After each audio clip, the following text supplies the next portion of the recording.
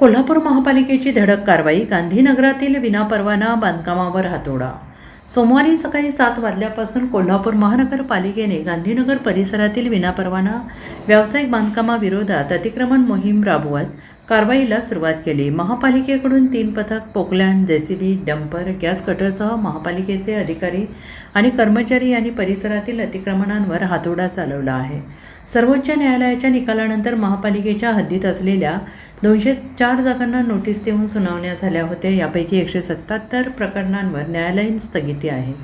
स्थगिती नसलेल्या 13 प्रकरणांमधील व्यावसायिक अतिक्रमणे आज उघडून टाकण्यात आलेली आहेत. तर या अतिक्रमण मोहिमेतून रहिवासी अतिक्रमणांना सूट देण्यात आलेली आहे. 25 जूनला उच्च न्यायालयाच्या निकालानंतर याबाबत देखील महापालिका आपली भूमिका स्पष्ट करणार असल्याचं महापालिका आयुक्त राजेंद्र भारुड यांनी म्हटलं आहे. तर ही फक्त एक छोटीशी झलक होती.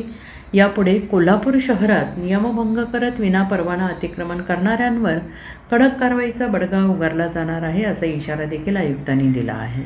शासनाची भूमिका आधीपासून स्पष्ट होती की ज्या नियमामधल्या कायद्यामधल्या गोष्टी आहेत, MRTP कायदा असेल किंवा सुप्रीम कोर्टाने, हायकोर्टाने, मान्य उच्च न्यायालयाने ज्या चौकट घालून दिलेली आहे त्या चौकटीच्या आत आमचं प्रशासन काम करेल. आम्ही त्यांना आधी नोटीस दिली होती, त्याच्यानंतर फेर नोटीस द्यायला लावली, सुनावणी घेतली आणि सुनावणीचा कालचा दिवस शेवटचा होता.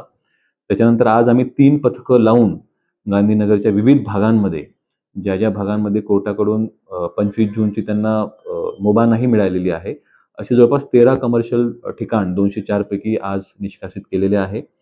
बाकीच्या बाबतीमध्ये 25 जूनला जेव्हा मान्य उच्च न्यायालयाचा निर्णय लागेल त्याच्यानंतर पुढील कारवाई प्रशासन करेल.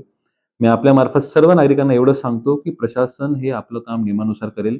कृपया कुठलंही बांधकाम बिना महानगरपालिकेच्या परवानगीने करू नका आणि असं जर बांधकाम नोटीस आलं तर भविष्यात पूर्ण शहरात अशी मोठी कारवाई करण्यात येणार आहे. धन्यवाद.